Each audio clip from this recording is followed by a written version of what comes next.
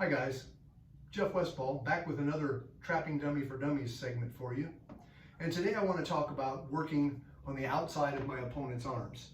I'm outside of this arm, I'm outside of this arm. I call this double outside. There are a lot of different ways that your two arms can interact and connect with the opponent's two arms and head and body.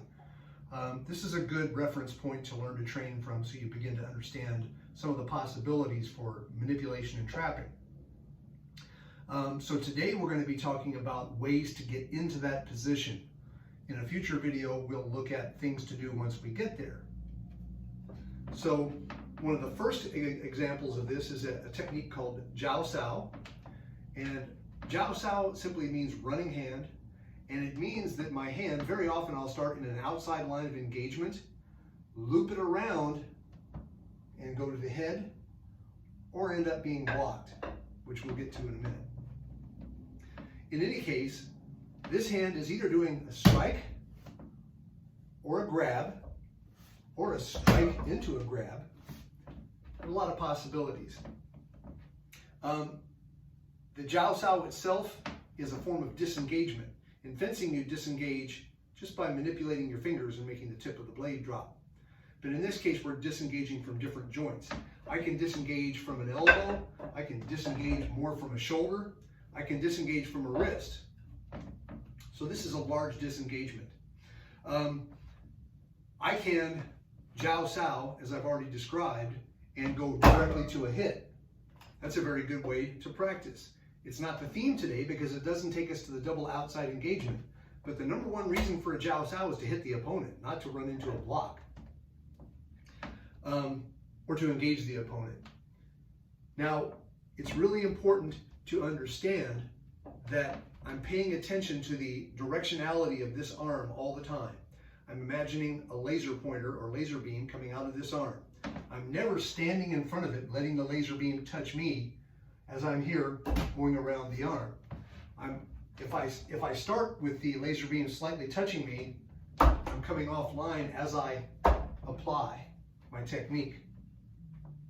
So, as I've mentioned, our first technique is we don't run into the arm at all. We just practice doing our Jiao Sao, and that can happen from different places. It can happen from, first I pak noi da, I pak to hit on the outside and then come around. And that can happen because he starts to move his arms in such a way that I notice he's weak over on the far flank, and I take advantage of that. He's paying too much attention to what's happening over here. It also can happen if I go for a split and this arm collapses in. I split between his arms and he collapses his arms in.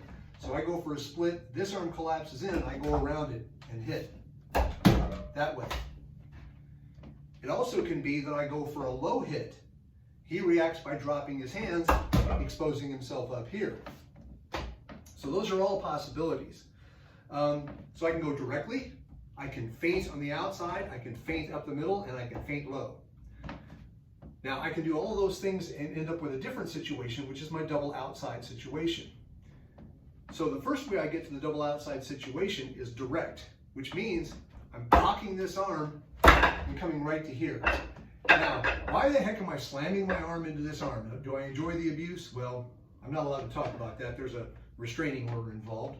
But nevertheless, I'm moving off this laser beam, slapping this arm, and imagining that he's blocking my attempt to hit him in the head or grab his head.